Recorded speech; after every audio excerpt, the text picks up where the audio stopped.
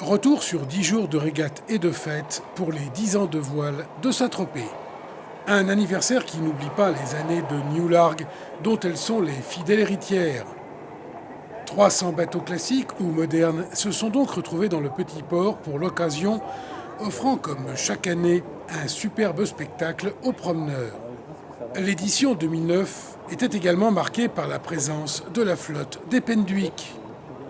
Penduic 5, le précurseur monocoque à ballast, vainqueur de la Transpacifique de 1969. Penduic 3, la très élégante goélette avec son avant à guibre, gréée aujourd'hui en ketch.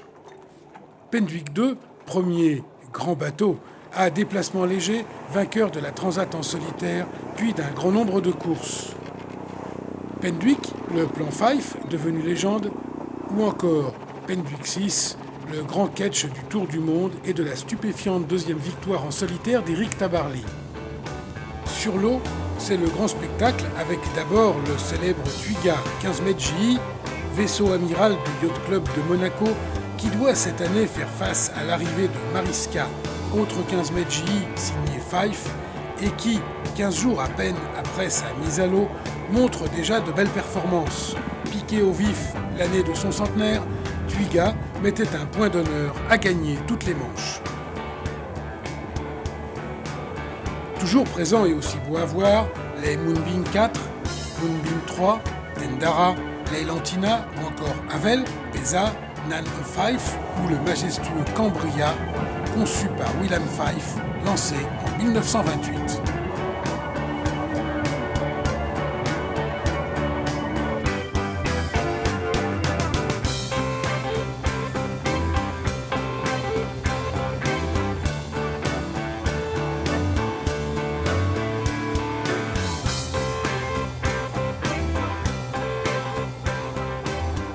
Autre moment d'exception, la confrontation des deux grandes répliques des goélettes de Nathanael G. Ereshoff, Elena et Eleonora.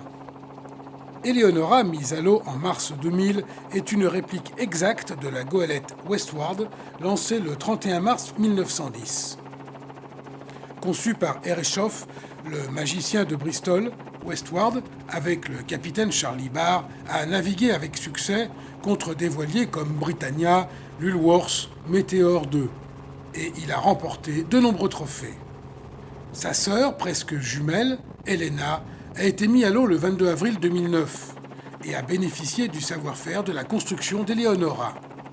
La Elena originale, construite pour Morton Plant, était la goélette la plus rapide de son époque. Ereshoff s'est inspiré de Westward en améliorant le design, notamment sous la flottaison. Côté moderne, depuis les voiliers de course croisière jusqu'aux fantastiques machines à tailler la mer, 165 voiliers au départ ont animé une semaine de régate exceptionnelle. Même si ce n'est pas le plus grand des Wally, le 100 pieds Y3K n'a pas laissé beaucoup de lauriers à ses concurrents. Il s'est imposé sans contestation cette semaine au terme de 5 courses validées. Le tout récent et très impressionnant Wally 130 a bien tenté de prendre le leadership, mais en vain.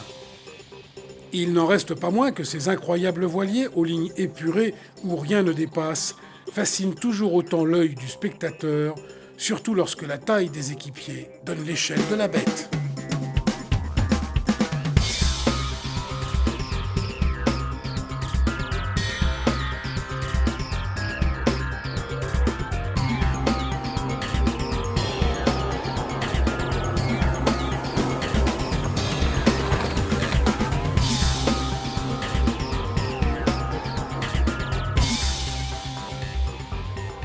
Les voiles de Saint-Tropez sont réellement un événement à part.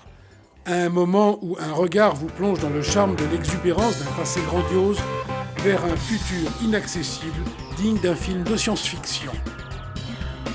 Les voiles de Saint-Tropez sont pour le yachting une sacrée machine à voyager dans le temps.